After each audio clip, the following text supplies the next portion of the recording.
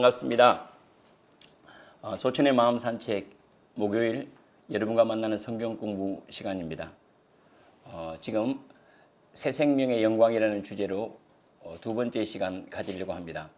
새 생명의 영광 두 번째 시간 C로 시작됨이라는 주제로 함께 하나님의 말씀을 상고하려고 합니다. 구원이란 뭔가? 구원이라고 하는 것이 지적인 변화는 아니죠. 왜냐하면 지적인 변화는 언제든지 잊혀질 수 있고 기억 저 너머로 사라질 수 있잖아요. 그럼 도대체 우리가 구원을 받았다, 또 하나님의 자녀가 되었다 하는 것은 뭔가? 그것은 새로운 생명을 받았다는 뜻 아니겠습니까?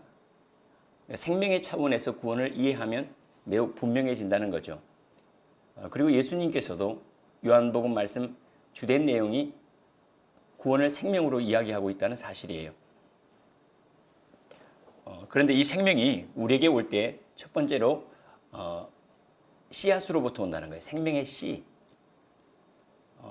천국도 씨로부터 시작이 되죠. 씨앗으로부터 시작되기 때문에 우리가 실감을 하지 못하는 경우가 참 많습니다. 씨앗이기 때문에 너무 적어요. 또 우리 삶을 그렇게 변화시킬 것만큼 그렇게 큰 능력으로 임하지도 않아요. 우리는 내가 예수님을 영접한 다음에 갑자기 놀라운 능력을 만났다거나 아니면 이상을 보았다거나 그런 경험이 많지 않을 거라고 생각이 돼요. 그런데 점점 자라다 보면 우리가 가졌던 그 씨앗의 능력이 어떠한지 또 우리가 지금 가고 있는 길의 영광이 어떠한지를 이렇게 발견하게 되죠. 예수님의 비유를 보면 다 씨로부터 시작된다는 것을 우리에게 잘 보여주고 있습니다. 제가 마태복음 13장은 비유장 아닙니까? 3절 말씀을 읽어드리겠습니다. 예수께서 비유로 여러 가지를 그들에게 말씀하여 이르시되 씨를 뿌리는 자가 뿌리러 나갔다 그래요. 천국에 대한 비유로 씨를 뿌리는 자라고 얘기해요. 24절에 보면 예수님께 또 비유를 들어 말씀하시는 천국은 좋은 씨를 제 밭에 뿌린 사람과 같다. 31절에는 또 비유로 말씀하시는 천국은 마치 사람이 자기 밭에 갖다 심은 겨자씨 하나를 갖다. 전부 다 씨앗이에요. 씨앗이라는 말은 완성된 채로 오는 것이 아니라는 거죠.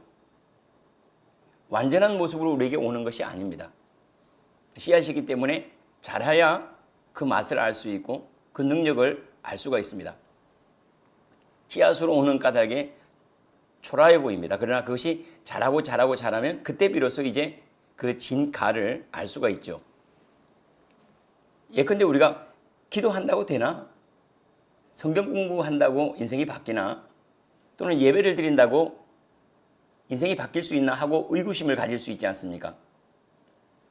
그런데 그렇게 생각했던 것과는 달리 지금 우리의 삶을 한번 보실래요? 인생을 대한 자세가 바뀌어버렸잖아요.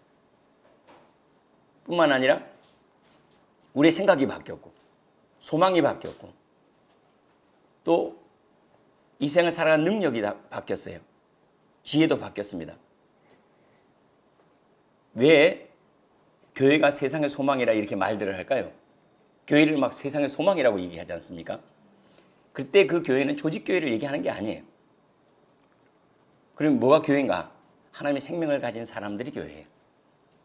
하나님의 생명을 가졌기 때문에 하나님의 나라는 하나님의 생명을 가진 사람들이 다스리는 나라죠. 그래서 이것이 유일한 소망이라고 이렇게 말할 수가 있습니다. 우리가 분명히 기억해야 될 것이 바로 이 완성된 채로 오지 않는다는 거예요. 그러면 어떻게 오는가? 그 씨앗 안에는 천국의 모든 것이 가능성으로 담겨서 옵니다. 이게 매우 중요하죠. 그 씨 안에는 천국의 모든 것이 뭘로 와요? 가능성으로 오는 거예요. 씨앗 하나가 얼마만큼 큰 나무를 이룰까, 큰 숲을 이룰까 하는 것들은 잘 알 수가 없어요. 그러나 그 씨앗 안에는 큰 숲을 이룰 만큼의 가능성은 다 있어요. 누구에게나. 모든 씨앗에는. 그런데 그렇게 자라지 못하는 것은 씨앗의 문제가 아닌가 알 수 있죠. 그래서 예수님께서 천국 비유를 말씀하시는데 씨가 잘못된 이야기는 하지 않으시고 밭에 대한 이야기를 계속하세요. 뭐 좋은 밭에 또 뭐라고 그러죠? 돌짝밭에 또 길가에 전부 다 무슨 문제죠? 밭의 문제예요. 그러니까 이 우리에게 오신 예수 그리스도의 이 생명의 씨, 우리가 주님을 영접할 때 우리는 새 생명을 받은 거거든요. 그 새 생명에는 별로 문제가 없어요. 모든 사람에게. 그런데 어떤 사람은 능력 있게 살고 어떤 사람은 능력 없게 살고 어떤 사람은 무기력하게 살고 어떤 사람은 유력하게 살고 하는 이유가 씨의 문제가 아니라 밭의 문제예요. 다시 말하면 내가 그 말씀을 어떻게 받아들이고 자라가게 하는가, 이 문제에 의해서 사람들이 천국을 누리는 정도가 다르고 성령의 권능의 역사가 다르다는 것을 우리가 알 수가 있습니다. 씨 안에는 모든 것이 가능성으로 담겨 있다는 것은 우리가 DNA를 통해서 알 수가 있죠. 한번 씨를 한번 보십시오. 그 씨앗 안에는 장차 이 씨가 커서 어떤 종류의 나무를 만들어낼 것인지 그게 거기 안에 다 들어있어요. 어떤 색깔, 어떤 열매, 얼마만큼의 크기, 또 어떤 능력들, 어떤 저항력, 이런 것들이 전부 다 지극히 적지만은 그 안에 다 담겨 있다는 사실이에요. 우리도 그렇죠. 우리도 처음에 우리의 생명이 어머니의 태에 잉태되었을 때를 생각해 보세요. 그게 무슨 힘이 있어요? 지혜가 있어요? 아무것도 없어요. 그런데 바로 그 안에 모든 것들이 담겨 있는 것은 너무나 분명하다는 사실 아시죠? 여기 안에 모든 것들이 다 담겨 있어요. 우리의 지혜와 또 우리의 기질들, 키에 대한 정보들. 아마 제 키가 이 정도 자라야 되는데 더 이상 자랄 수 없는 것은 제가 아무리 잘 먹어도 자랄 수 없는 부분이 있겠죠. 그런 부분들이 이미 제가 태중에 있을 때부터 결정되어 있는 것, 기질이나 키나 제 안에 있는 모든 정보들은 이미 그 생명의 씨 안에 있었다는 거예요. 그래서 우리가 예수님을 믿을 때 생명을 받지 않습니까? 새로운 생명, 우리는 성령이라고 말씀하지 않아요. 성령이 우리 가운데 오실 때 우리와 딱 연합을 해요. 마치 정자와 난자가 연합할 때 생명이 잉태하잖아요. 이와 같이 하나님의 생명이 우리 가운데 올 때 우리는 뭘로요? 믿음으로 잉태되는 거예요. 하나님의 말씀을 우리 가운데 받아들였어요. 그 말씀이 감싸고 왔던 생명이 있거든요. 그 말씀 안에는 생명이 있었나니 그러잖아요. 그 생명의 말씀을 우리가 믿음으로 받아들일 때 마치 난자와 정자가 결합되는 것처럼 하나님의 말씀이 내 믿음과 결합되어 내 생명이 된 거예요. 사람의 생명이 되는 거예요. 이 사람의 생명 안에는 바로 그 사람에 대한 모든 것들이 다 능력으로 가능성으로 담겨 있다는 사실이에요. 그런데 이 씨앗이 거쳐야 되는 과정이 있는 거 아시죠? 이 씨는 반드시 과정을 통하여만 열매가 되는 거예요. 과정을 지나가야 돼요. 과정을 지나지 않으면 열매가 되지 않습니다. 그러니까 자라면서 생명은 능력과 영광으로 나타나는 거예요. 점점 자라가면서 능력을 갖기도 하고 힘을 갖기도 하고 지식으로 나타나기도 하고 이렇게 나중에는 이제 영광스러운 아버지의 모습이나 어머니의 모습을 갖게 되겠죠. 이처럼 생명이 자라면서 그 능력이 나타나는데 우리는 이것을 무시합니다. 그러니까 교회 다녀도 별 볼 일 없네. 왜요? 지금 씨앗이니까 그렇죠. 그러나 어느 틈에 하나님의 말씀을 들을 줄도 알고 하나님을 만날 줄도 알고 성령의 은사를 얻고 또 성령의 권능 아래에 머무르고 이러한 삶이 되고 난 다음에 하나님 능력이시네 요새시네 이런 시편의 표현들을 그때 가능하다고 말할 수가 있겠죠. 이 어린아이의 재능을 누가 측정할 수가 있겠습니까? 이 아이가 얼마나 대단한 IQ를 갖고 감성을 갖고 또 인간관계를 통해서 얼마만큼 번성하게 돼 아무도 알지 못해요. 과정을 지나면서 점점 이제 분명해지죠. 얼굴 모양이 나오고 또 기질도 나오고 그가 고민하는 바도 나오고 그의 성향도 나오고 자라가면서 그러면서 또 몸도 또 힘을 갖지 않습니까? 움직일 수 있는 힘, 자기만 움직일 수 있는 힘에서 이제 남을 움직일 수 있는 힘, 또 물건을 들 수 있는 힘들 이렇게 점점 자라가면서 힘을 얻고 자라가면서 지혜를 갖는 거예요. 근데 실제로는 지혜를 얻고 힘을 얻는다는 표현보다도 본래 있었던 가능성이 이제는 구현된다라고 말하는 게 훨씬 좋겠죠. 우리 안에 가능성으로 생명으로 왔던 것들이 이제는 몸을 얻은 거예요. 그렇죠. 말씀이 뭐가 된 거죠? 육신이 되는 과정이라고 할 수가 있겠죠. 그래서 자라면서 모든 면에서 변화를 경험합니다. 모든 면입니다. 한번 생각해 보세요. 어린아이일 때 정말로 아빠를 닮았어요. 거짓말이지. 무슨 아빠를 닮아요. 애기들끼리 서로 닮았지. 그렇죠. 엄마를 닮았다고 보니까 그래요. 거의 한국 사람 거의 서로 다 닮아 있는 거 알죠? 거의 다 닮아 있는데 그렇게 볼 뿐이에요. 그런데 점점 자라다 보면 분명하게 아빠를 닮아요. 엄마를 닮아요. 그러니까 자라가면서 놀라운 변화를 얼굴의 변화들 또 피부도 바뀌어요. 아이들은 천의 얼굴 같아요. 오늘은 아빠 닮았다가 내일은 엄마 닮아요. 모레는 이모를 닮아요. 느닷없이. 글피는 왜 이모부를 닮을까요? 한국 사람 비슷하니까 그래. 느닷없이 이렇게 막 이렇게 바뀌어 가다가 그 다음에 지혜도 그래요. 아이들이 뭐 기억합니까? 감성도 마찬가지예요. 어렸을 때 아이들이 주로 느끼는 것들은 뭐죠? 배고픈 거 느껴서 울고, 아픈 거 느껴서 울고, 또 하나가 불편해서 싸서. 그렇죠. 그래서 울고. 나머지는 잘 감각, 꽃을 보면서 막 놀라는 애들 봤습니까? 아마 징그러울걸요. 아마 이런 아이들 보면. 갑자기 엄마 뱃속에 나와서 야, 세상 아름답도다 막 이러면 언어도 가르치지도 않았는데 막 놀라지 않겠어요? 그런 거 없어요. 생명의 변화는 순차적이고 과정을 지나야 한다는 것. 이걸 우리가 잊어버리면 안 됩니다. 나무가 자라는 것도 계절을 지나야 자라지 않습니까? 그런데 감사하게도 이 생명이 놀라운 능력이 있는데 그것은 뭐냐면 생명을 유지하려고 하는 능력, 생명을 지키려고 하는 그 능력이 가장 강해요. 이것이 계절을 이기게 만들죠. 씨앗 안에는 계절을 이길 수 있는 힘이 씨앗 안에 있어요. 계절이 있지 않는 거 알죠? 씨앗이 계절을 이겨요. 시간을 이겨요. 환경을 이겨버리는 거예요.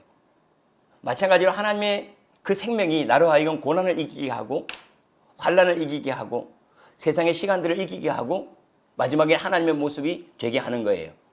생명이 우리를 데리고 가는 거예요. 생명이 모든 것을 이기게 한다는 것. 그래서 우리 잘 아는 말씀이 있죠. 고린도후서 4장 16절 말씀에 겉사람은 낡아지지만 속사람은 날로 새로워지도다. 여러분들 하나만 알고 있죠. 겉사람은 낡아지지만. 이건 분명하죠. 이게 뭐 부인할 사람이 있습니까? 없죠. 겉사람은 점점 낡아져요. 이제는 몸도 막 삐걱삐걱 되고 그리고 그렇게 탱탱한 피부는 화장품을 발라야 좀 가려지고 그렇죠. 전에는 음식을 먹으면서 소화도 그렇게 잘 됐는데 나이가 들면서 가리는 것도 많아져요. 왜냐하면 내 마음이 이제 반응을 하잖아요. 거절하기도 하고 또 거북해하기도 하고. 그런데 이 겉사람은 우리가 붙잡을 수가 없잖아요. 그것으로 끝난다면 인생은 허무한 거예요. 그런데 감사하게도 겉사람이 후패해져 가는 만큼 이 속사람이 새로워진다는 이게 참 감사한 거예요. 점점 소망이 많아지고 또 여기 안에는 하나님의 붙드심에 대한 확신들이 많아지고 또 다른 사람들에 대한 관용들도 많아지고 그래서 인생이라고 하는 것은 늙는 게 아니라 뭐라고 하죠? 무르익는다라고 얘기하죠. 늙는 인생은 그것은 육체만을 보는 것이고 전체적으로 보는 것은 무르익어 간다라고 얘기할 수가 있겠죠. 이런 표현들을 전부 다 내 안에 하나님의 생명을 인정할 때 나타나는 거예요. 어떻습니까? 여러분들은 이 말씀이 그대로 이루어지는 것 같습니까? 겉사람은 낡아지지만은 속사람은 날로 새로워지고 있습니다. 내가 하늘을 보는 눈은 흐릿해져요. 근데 내 마음에서 하늘은 점점 청명해져요. 얼마나 감사해요. 내 귀는 점점 멀어져요. 그런데 주님의 음성은 더욱 분명해지고 있어요. 내 감각들은 무뎌서 잘 알지를 못해요. 어렸을 때는 뜨거운 거 만지면 엄청 뜨거웠어요. 근데 지금은 뜨거운 것 같지도 않고 이게 큰일이에요. 어렸을 때 사우나에 가는 아이들은 그 감각이 무딘 아이들인 거 알아요? 제가 어렸을 때 사우나 따라가서 죽는 줄 알았어요. 지식에 죽는 줄 알았어요. 답답해서. 그런데 지금은 감각이 무뎌져 가지고 제가 오히려 오랫동안 있어요. 가만히 있어요. 이게 벌써 감각들이 많이 무뎌진 거죠. 그런데 감사하게도 삶에 대한 감각들은 살아나요. 아, 주님이 나를 만지고 계시네. 아, 주님이 나와 대화하기를 원하시네. 하는 새로운 감각들. 이거 식스센스라고 할 수가 있겠죠. 그리고 오감 외에 다른 감각. 우리 영적 감각이라고 말하는데 뭐 세상 사람들은 식스센스, 6번째 감각이라고 이렇게 보통 말하지 않습니까? 사람이 이러한 센스가 있어야 되는데 그죠? 따라서 우리가 하나님의 나라를 경험하기를 원하는 사람들은 씨앗으로 왔기 때문에 뭘 귀하게 과정을 소중하게 여길 줄 알아야 됩니다. 성숙해 가고 성장해 가는 그 과정을 소중하게 여긴다는 말은 그럼 어떻게 하는 게 소중하게 여기는 걸까? 과정을 기쁘게 지나가세요. 감사함으로 지나가세요. 세밀하게 만나면서 기쁘고 감사하게 지나가다 보면 그 안에 담기는 것이 뭐냐면 천국이 담겨요. 과정이 없으면 성장이 없습니다. 그래서 과정을 위해서 뭐가 있죠? 밭이 있어요. 과정을 위해서 뭐가 있죠? 마음이 있어요. 이 두 가지 생명에 대해서 왜 바치고 마음이냐, 이 두 가지가 있냐, 여기에 대해서는 우리 다음 시간에 또 살펴볼 시간이 기회가 있을 것 같아요. 아무튼 우리 마음도 뭘 위해서 있어요? 예, 우리 마음은 밭이라고 그랬어요. 씨가 아니에요. 다른 편으로 우리 마음이 아프면 내가 아프다고 그러죠. 내가 아픈 게 아니라 뭐가 아파요? 밭이 아픈 거예요. 마음이 내가 아니라는 거예요. 오, 이거 큰일인데. 마음이 내가 아니면 도대체 나는 누군가? 진짜 나는 마음이 아니라는 거예요. 그럼 뭔가 그 마음 안에 담겨있는 또 다른 것, 그것은 뭐라고 하지? 씨앗이라고 그랬잖아요. 그것이 자라가는 거예요. 그것이 새로운 생명으로 자라가는 것. 이것을 지난번에는 믿지 않는 사람은 뭐라고 얘기한다고 그랬죠? 의식이라고 얘기했죠. 의식, consciousness, 의식, 자의식, 뭐 이런 의식. 그 모든 것들이 우리가 세상으로부터 온 것들은 세상에 없어질 다 떠나가지만은 세상과 무관하게 우리에게 주어진 것들, 그것이 세상이 사라지더라도 사라지지 않는 바로 그것. 예, 그것이 진짜 나라고 할 수가 있겠죠. 아무튼 이런 과정들을 하나하나 소중하게 만나가십시오. 제가 지금 많이 아쉬운 것은 왜 사춘기 시절을 어른들 흉내를 내면서 지냈을까? 많이 아쉬워요. 그때 진짜 우리 아이들처럼 청바지 찢어진 것 좀 입어봤으면, 그때 염색 안 하면 언제 해요? 그래서 우리 권사님들이 지금 염색하잖아요. 그때 염색을 시켜버렸어야 했는데. 그렇죠. 사춘기 우리 아이들 막 이렇게 걱정하지 않습니까? 걱정하지 마세요. 그때 아니면 언제 해? 그러지 않습니까? 아이들 막 어린 양 하는 거, 어른이 어린 양 한다. 징그럽죠. 지금 안 하는 게 다행이에요. 그때 하는 게 훨씬 나아요. 아이 때 할 수 있는 거 아이 때 소중하게 만나고 모든 것들을 오늘로 만나가는 것, 이것이 천국을 배워가는 과정이에요. 이 과정들 속에 우리 주님이 담기고 하나님을 향한 신뢰가 담기는 것, 이것이 뭐라고 하죠? 인생이라고 하지 않습니까? 이것이 인생 아니겠어요? 그런데 이 사람이 많이 바뀌었죠. 여러분들도 아마 많이 바뀌었을 거예요. 성품도 바뀌고 많이 바뀌었을 거예요. 이 사람의 변화는 어디에 있는가 하면 바로 생명의 변화에 있다는 걸 여러분이 꼭 기억하십시오. 사람의 변화는 생명에 있어요. 사람의 변화가 생명에 있다는 것은 우리가 사람의 변화를 주로 추구하기 위해서 사회적으로 하는 일들이 뭐죠? 교육 또는 훈련들이에요. 그렇죠. 교육과 훈련. 그런데 이 교육하고 훈련하는 것들은 사람을 바꿀 수는 있어요. 그런데 그게 매우 부분적이에요. 그리고 바뀐 것 같은데 훈련으로 바뀐 것 같아요. 그런데 일시적이에요. 예를 들어서 우리 군사훈련을 받는단 말이에요. 우리 남자들은 병장되면요 제자리로 돌아와 버려요. 훈련을 그렇게 받았는데 지금 해보세요 하면 안 돼. 참 안 돼요. 만약에 교육으로 바뀔 수 있다. 그러면 유식한 사람들이 훨씬 훌륭한 인격을 가지고 있어야 하잖아요. 그런데 지식이 많은 사람들이 사기치는 일들이 더 많아요. 만약에 교육이 그렇게 효과적이라면, 사람을 변화시키는 효과적이라면, 그렇다면 계몽주의 이후로 범죄들은 사실 사라져야 되거든요. 사람들이 똑똑함이 사람들이 얼마나 많이 똑똑해졌습니까? 그런데 안 바뀌어요. 부분적으로는 바뀝니다. 책망을 받고 훈련을 받고 그러면 아이들이 때때로 바뀐 것 같아요. 그런데 그 통제를 딱 벗어나면요 제자리로 돌아갑니다. 어떻게 알아요? 예비군 훈련 가면 바로 알아요. 예비군 훈련 가면 저 사람들은 군복을 입은 폭력배들 같아요. 이상해요. 참 신기해요. 뭔가 바뀐 것 같은데 군복 하나 바뀌거나 아니면 여기 계급장 바뀐 거거든요. 그렇죠. 예비군 그 계급장으로 싹 바뀐 거거든요. 그런데 안 바뀌어요, 사람이. 그러니까 부분적으로 또는 일시적으로는 바뀔 수 있는데 그게 영원하지 않다는 거죠. 그러면 사람의 변화는 어디에 있는가? 바로 생명이에요.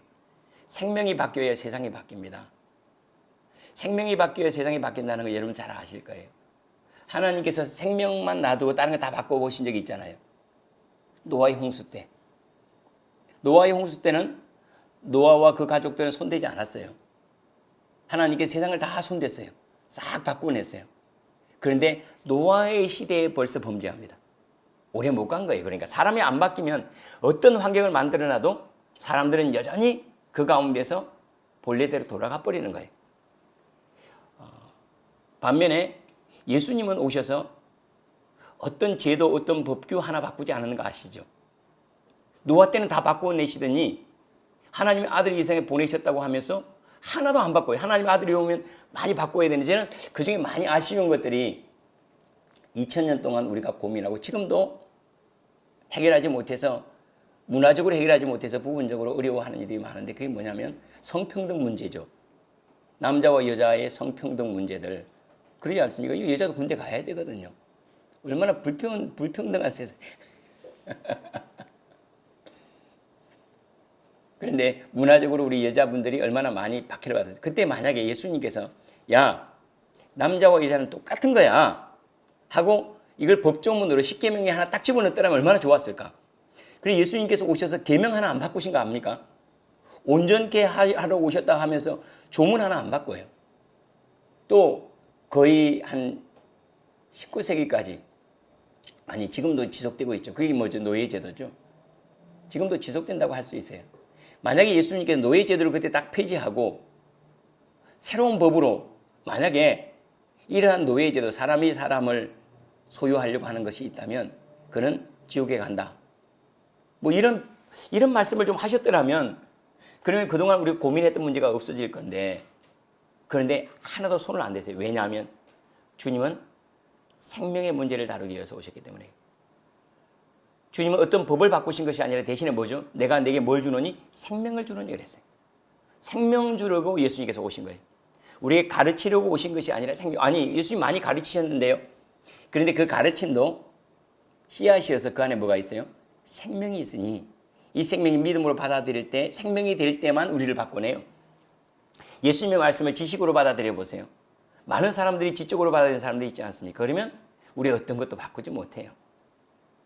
오직 세상이 바뀌는 것은 생명이 바뀌어야 바뀔 수 있다는 것. 그런데 놀랍게도 2000년 동안 많은 이들이 정말로 여전히 하나님의 나라를 꿈꾸고 그 일들이 진행되어 왔다는 거예요. 생명이 바뀌지 않았을 때 그때는요. 누구만 남았죠? 노아만 남았어요. 그런데 예수님께서 그 모든 말씀을 하시고 난 다음에 뭐라고 얘기를 한 거 아시죠? 모든 족속으로 제자를 삼아 그래요. 다시 말하면 사람이 바뀔 때는 환경이 바뀌지 않아도 이 생명이 창대하게 될 것을 이미 염두에 두고 계셨다는 거예요. 현상적으로 봤을 때 노아의 시대는 무엇을 얘기하죠? 이 생명이 바뀌지 않은 채로 세상이 바뀌어도 남은 것은 아무것도 없어져요. 심지어는 노아 가족 한 가족이 있었는데 그 가족조차도 결국은 방탕하게 돼요. 그런데 예수님께서는 어떤 법규 하나 바꾸지 않고 상황 하나 바꾸지 않으셨음에도 불구하고 여전히 그 생명을 가진 이들이 대를 거쳐서 그리고 모든 족속에게로 환경을 넘어서 여전히 하나님의 나라가 뭐죠? 확장되어 가고 있는 것. 누룩이 가루 서마를 전부 불게 하는 것처럼 온 세상에 하나님의 영광의 찬송이 있고 모든 이들이 하나님의 영광 안으로 들어오게 하는 일들이 지속되고 있어요. 코로나 때문에 교회 다칠 거 걱정하지 마세요. 뭐 하나님은 그걸 쉬고 계십니까? 가장 강력한 것이 하나님의 생명인데 하나님의 생명이 세상을 존재하게 만드는데 그런 걱정 염려하지 마시고 오히려 그 안에 머물고 두려움 없이 복음의 증인으로 살아가는 그러한 삶의 모습을 잃어버리지 않기를 바랍니다. 그런데 이 생명이라고 하는 것은 이 바꿀 뿐만 아니라 뒤로 자라가지 않는다는 걸 여러분 아시죠? 생명이 뒤로 자라가는 거 본 거 있습니까? 생명은 퇴행하지 않습니다. 생명은 늘 진보하고 있어요. 늘 그렇죠. 씨앗이 싹을 내고 순을 내고 그 다음에 싹을 내고 나무가 되고 꽃이 피고 열매가 되는 방향으로 뒤로 물러가지 않습니다. 만약에 우리의 믿음 생활이 뒤로 물러갔다 그러면 우리는 생명으로 믿음 생활하는 게 아니에요. 지식으로 하거나 아니면 이미 생명에서 떨어져 나갔기 때문에 그래요. 새 생명의 인도함을 받는 인생은 점점 존귀해지고 아름다워집니다. 점점. 꽃은 잠깐 피었다가 사라질 수 있지만 인생은 그렇지 않아요. 속사람은 날로 새로워지도다 말씀하신 그 일들이 하나님의 나라에 이르기까지 점점 더 아름다워지고 점점 더 번성해지는 것. 그럼 가장 아름다운 인생은 어떤 모습일까? 이것이 정확하게 성경에서 이것이다라고 말하는 것들은 없지만 왜 여러 모양으로 나타나기 때문에 저는 이 세 가지를 늘 염두에 두고 있어요. 하나는 인생이 자유로워지는 것, 점점 자유로워지는 것. 또 하나는 점점 평화로워지는 것, 다툼이 없이 모든 것들과 조화롭게 사는 것. 세 번째는 비로소 사랑할 수 있는 것. 이것이 가장 아름답게 피는 꽃 아닐까, 열매이지 않을까 그런 생각은 해요. 점점 자유로워지고 있습니까? 어떻습니까? 점점 평화해지고 있습니까? 그리고 점점 사랑이 많아지고 있습니까? 이 씨앗이 이러한 모습으로 싹 바뀔 때까지 이 생명이 우리를 그 자리로 데려간다는 사실이에요. 그래서 뒤로 물러가지 마십시오. 어제보다는 오늘 생명이 더 많이 자란 것처럼 어제보다는 제 안에서 자유로움이 더 많아지고 평화가 더 많아지고 그리고 사랑이 더 많아지는 것, 이것이 믿음 생활이고 이것이 믿음의 성숙과 성장이라고 이렇게 말할 수가 있습니다. 겨자씨 한 알이 큰 나무가 되지 않습니까? 뒤로 물러가지 않아요. 하나님의 나라는 뒤로 물러가는 거 보세요. 누르기, 가루, 서말을 전부 다 부풀게 하지 않습니까? 뒤로 물러가지 않아요. 점점 자라서 번성해져요. 하나님의 나라의 확장력, 또 성숙과 성장하는 그 능력들이 점점 더 많아져요. 전에는 화를 이기는 것이 3일이 걸렸다면 이제는 1시간 걸려요. 전에 화를 내는 날들이 3일이었다면 한 달에 3일이에요. 그런데 지금은 3분인 것 같아요. 3분. 3분이 딱 지나면 내가 힘들어서 화를 못 내요. 생명이 충만해지면 내가 힘들어져요. 화를 내는 게 힘들고 시기하는 게 힘들고 남들을 미워하는 게 힘들어요. 그래서 화를 내는 내가 화가 나고 미워하는 내가 미워지고 이때 비로소 우리는 성장한 거예요. 나를 아프게 하는 사람을 아파하는 대신에 그 사람 때문에 아파하고 있는 내가 아픈 거예요. 왜 내가 아파하지? 이런 문제는 아파할 일이 아닌데 라고 여길 때 그때 비로소 우리는 나를 넉넉하게 성숙하고 성장시킬 수 있다는 사실을 잊지 않기를 바랍니다. 자, 네 번째로 생명은 생명의 법에 다스림을 받는다는 거죠. 생명은 무슨 법이요? 생명의 법에 다스림을 받습니다. 한번 생물을 생각해 보십시오. 생물은 생태계의 영향을 받죠. 그 생태계는 그냥 아무렇게나 이루어졌습니까? 아니죠. 자연 법칙 아래서 생태계는 조성되고 그 안에 있는 나무들과 동물들은 막 번성을 한단 말이에요. 그 생태계를 떠나서는 살 수가 없어요. 더군다나 그 생태계를 유지하고 있는 그 법칙, 자연 법칙이라고 할 수가 있겠죠. 이 자연 법칙을 떠나서는 생명이 생존할 수가 없는 것이 분명합니다. 이처럼 생명의 법이라고 하는 것은 생명의 유지, 성장할 수 있는 상태를 보여주는 거예요. 너희 여기에서 자라면 잘 자란다. 이렇게 마음을 가지면 훨씬 더 성숙할 수가 있어. 이렇게 하면 너희 생명이 위협을 받을 수 있어. 이것들이 우리 안에 법으로 작동하고 있어요. 이 법을 뭐라고 하죠? 생명의 성령의 법이라고 로마서 8장 1, 2절에 말씀하고 있지 않습니까? 생명의 성령의 법이라고 이렇게 얘기를 해요. 이 법을 떠나면 생명은 사그라집니다. 그런데 더 쉽게 말하면 이 법이 뭐죠? 우리에게는 명시적으로는 하나님의 법이라고 얘기해요. 왜 하나님은 우리가 하나님의 법을 얘기할까요? 우리를 심판하기 위해서일까요? 아닙니다. 이 법이 우리를 지켜줘요. 뭘로요? 생명이 잘 자랄 수 있도록. 우리가 어떤 식물을 키우는데 이것이 열대 식물인지 아니면 어디에 툰드라에 자라는 식물인지 이걸 알지를 못한다면 그러면 그 나무를 키우는 것이 어렵죠. 그런데 알아요. 얘가 어떤 물을 좋아하고 어떤 음식을 좋아하고 뭘 다 잘 알아요. 그럼 쉽게 자랄 수 있지 않고 그것 외의 것들을 우리 지할 거 아닙니까? 식물은 흙을 먹을 수 있지만 사람은 흙을 먹으면 죽어요. 이게 자연법 아닙니까? 흙은 좋기는 하지만 식물이 먹어야 돼요. 사람은 그 바로 흙을 먹은 식물은 먹을 수 있지만 흙을 바로 먹을 수는 없어요. 열대 식물이 우리나라에 자라긴 어려워요. 물론 지금 뭐 자라는 경우는 우리 기후가 바뀌었기 때문이냐 그렇지 식물이 바뀐 건 아니에요. 이와 같이 생명이 자랄 수 있는 환경이 있어요. 이 환경을 가리켜서 우리는 생명의 법이라고 말할 수가 있습니다. 이 생명의 법은 세상의 법에 판단을 받지 않습니다. 생명의 성령의 법이 죄와 사망의 법에서 우리를 해방하였습니다 라고 말씀했죠. 다시 말하면 우리가 하나님 앞에 섰을 때는 하나님의 생명의 법에 의해서 판단을 받는다라는 얘기는 그 생명의 법에 의해서 우리가 자라고 퇴색하고 할 수 있어요. 우리가 윤리적인 것들이나 사회적인 법에 의해서 자라고 덜 자라고 하지는 않는다는 거예요. 지금 그걸 제가 판단받는다라고 이렇게 얘기를 한 겁니다. 우리가 한국 법을 잘 지키면 하나님의 생명이 충만해지고 우리가 미국의 법을 잘 지키면 하나님의 생명이 충만해 그런 거 없어요. 이 사회법은 사회의 질서를 유지하기 위해서 작동하는 것이 나의 생명을 어떻게 바꾸지는 않아요. 그럼 나의 생명이 자라게 하는 건 뭐죠? 이 사회법과 상관없이 하나님의 법, 하나님의 말씀, 하나님의 생명 그 안에 있을 때 사람은 잘 자랄 수 있다는 거예요. 그리고 이 하나님의 법은 사회법보다 위에 있습니다. 한번 보실래요? 자연의 법이 크겠습니까? 자연 법칙이 크겠습니까? 사람이 만든 법칙이 더 크겠습니까? 사람이 아무리 좋은 법을 만들어도 자연 환경 파괴되면 아무짝에도 쓸모없어요. 사람의 법, 만들어놓은 법률이나 법칙들이 있죠. 그 위에 자연법이 있어요. 자연의 법. 그 위에요. 아무리 지구가 좋은 생태계를 가져도 우주에서 하나 잘못된 운석 날아오면 끝장이에요. 그 위에 우주의 질서, 우주의 법이 있겠죠. 그럼 그 모든 것들 위에 뭐가 있을까요? 그래서 우리는 하나님의 법이라고 할 수가 있겠고 우리는 죄송합니다. 생명의 법이라고 할 수가 있습니다. 그러니까 이 생명의 법이라고 하는 것이 단순히 우리가 지금 생각하고 그 생명이 아니고 하나님의 생명의 법이 있어요. 하나님의 생명이 번성할 수 있는 그 법. 모든 우주 만물은 바로 이 생명의 법에 의해서 다스림을 받는 거예요. 이걸 우리는 가리켜서 뭐래요? 영적 원리라고 말하죠, 보통.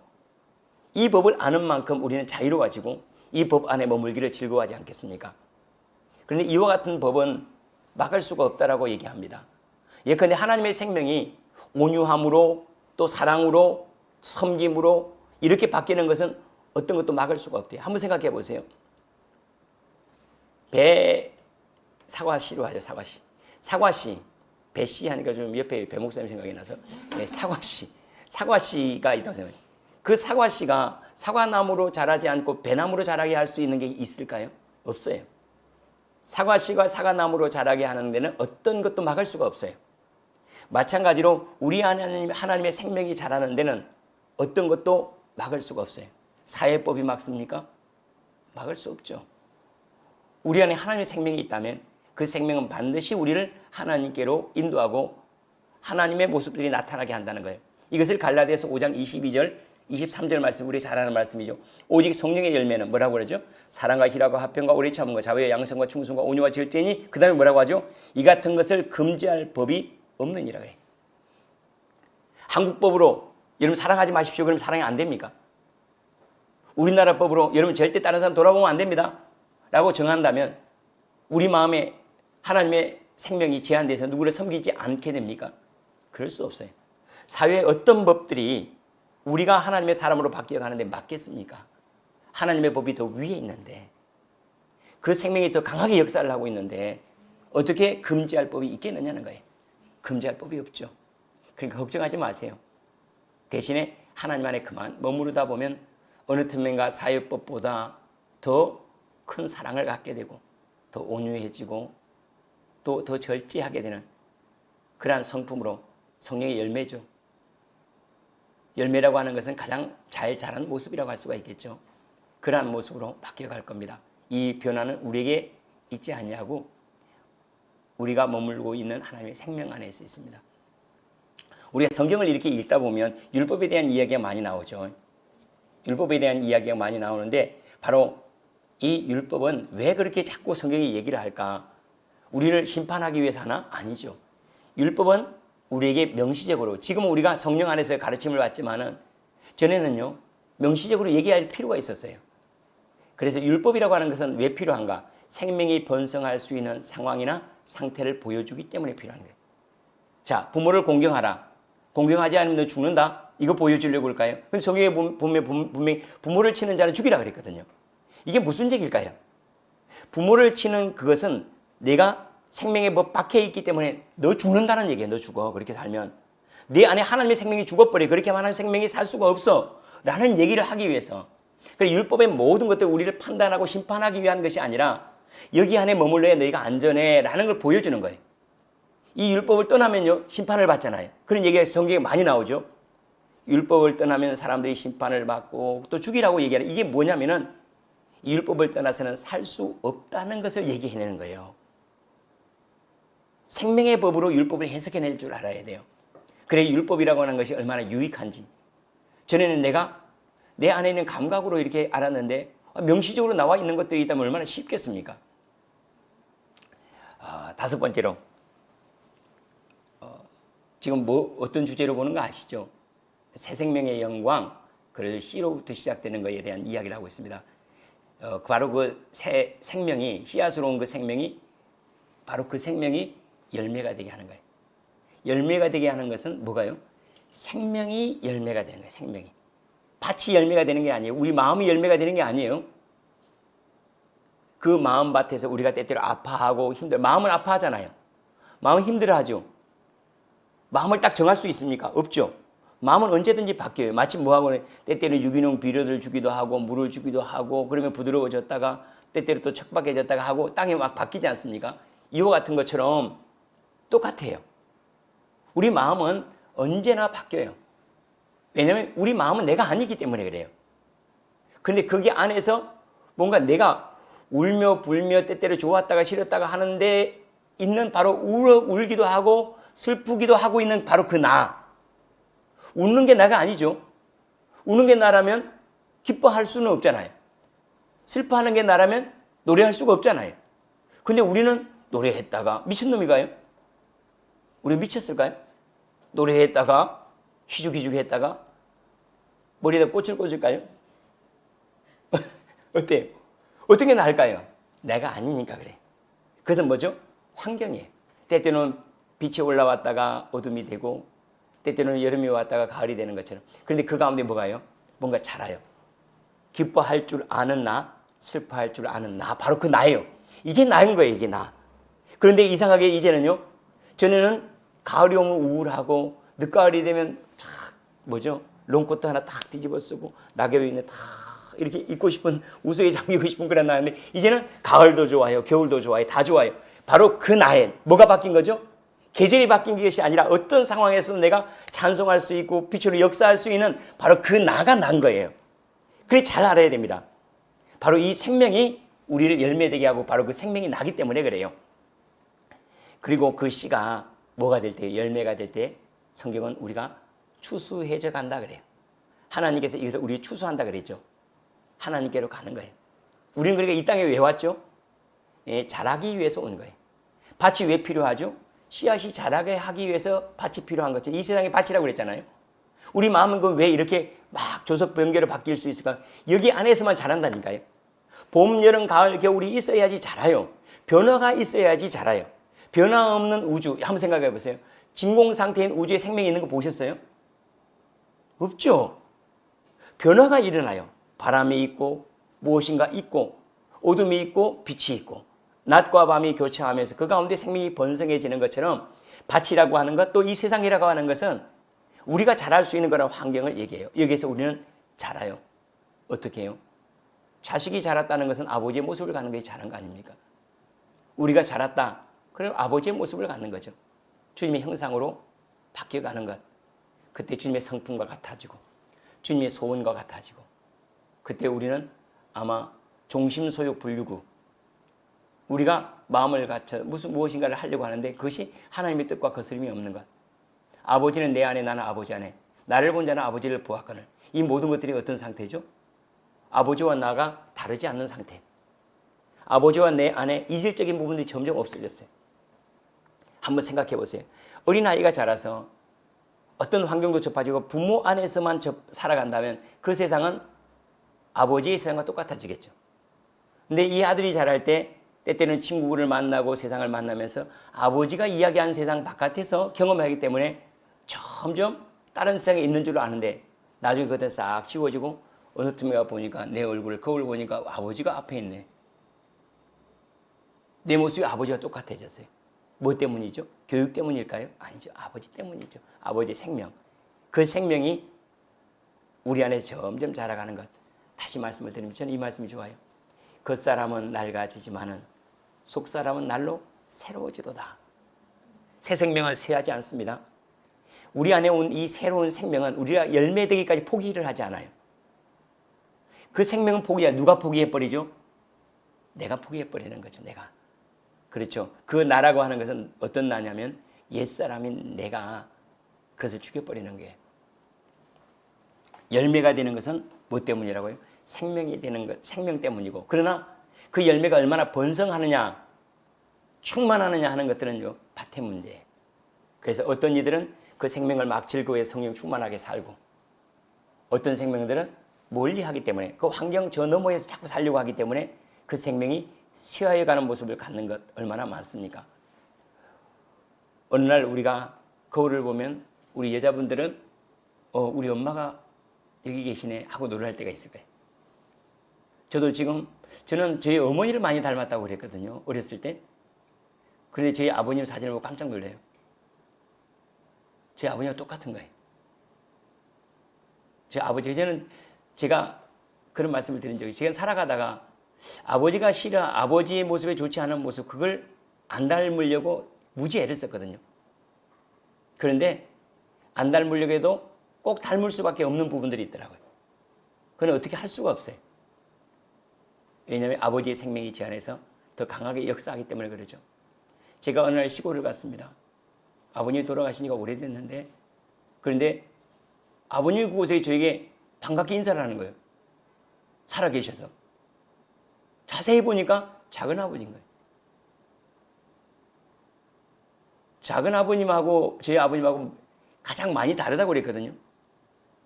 작은 아버님은 저희 아버님하고 모든 면에서 많이 달라요. 그런데 가서 보니까 똑같으신 거예요. 처음에는 환경이 이기는 것 같은데 나중에 생명이 이긴 거예요. 처음에는 세상이 이긴 것 같은데 나중에는 생명이 이긴 거예요.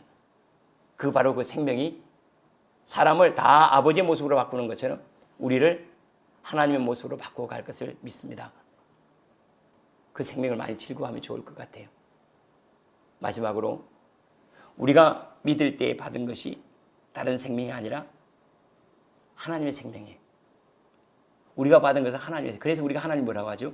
아버지라고 부르는 거죠. 하나님의 생명을 가졌기 때문에 아버지라고 불러요. 지금은 하나님을 많이 닮은 사람들이 하나님과 상관없이 사는 사람들이 많이 닮을 수 있어요. 왜냐하면 천연적으로 성품이 좋은 사람들이 있잖아요. 그죠? 천연적으로 온유한 사람들, 천연적으로 화를 내지 않는 사람들이 있어요. 그런데 그런 사람 앞에서 우리가 매우 좌절하는 경우가 많죠. 왜냐하면 우리는 하나님 뜻대로 살려고 그렇게 몸부림쳐도 화가 올라오는 걸 어떻게 할 수가 없어요. 왜 그런지 아십니까? 여러분이 살려고 하니까 그래요. 내가 금식해야 되겠다 할 때부터 바로 뭐가 돼? 먹고 싶어. 그렇죠. 내가 내 집안을 깨끗하게 정리해야 되겠다 할 때부터 애들이 하나 던지고 뭐 하는 게 막 짜증이 확 나요. 내가 바르게 살려고 할 때부터 화가 더 많아져요. 그래서 여러분들이 화라고 하는 것을 너무 미워하지는 마세요. 무작정 올라오는 화도 있지만은 때때로는 여러분의 수준이 높아졌기 때문에 그 높은 수준에 도달하려고 주는 에너지일 수도 있어요. 그래서 잘 받아들이면 좋을 것 같다는 생각이 듭니다. 아무튼 우리가 믿을 때 받은 그 생명은 세상의 생명이 아닙니다. 하나님의 생명, 영원한 생명, 그래서 영생이라고 할 수가 있겠죠. 우리가 믿을 때 성령을 받았죠. 새 생명을 받아서 그때 우리는 꿈틀하면서 하나님의 생명이 이제 우리 안에서 일하고 역사하기 시작한 거예요. 뭐가 왔죠? 하나님의 것들이 우리 안에 들어온 거예요. 그걸 뭐라고 하냐면 신성이라고 해요. 하나님의 성품, 하나님의 성, 하나님성. 그 안에 능력도 있고 지혜도 있고 권세도 있고 성품도 있고 그 하나님성, 신성이 우리 안에 들어오는 거예요. 바로 이 신성은 성령이시죠. 생명의 성령이시죠. 이 생명의 성령은 우리로 하여금 하나님을 경험시킵니다. 하나님이 주시는 위로들, 하나님과 함께하는 기쁨들, 하나님을 아는 자유들, 내 안에 오신 이 생명의 성령의 신성이 하나님을 경험시켜 나가는 거예요.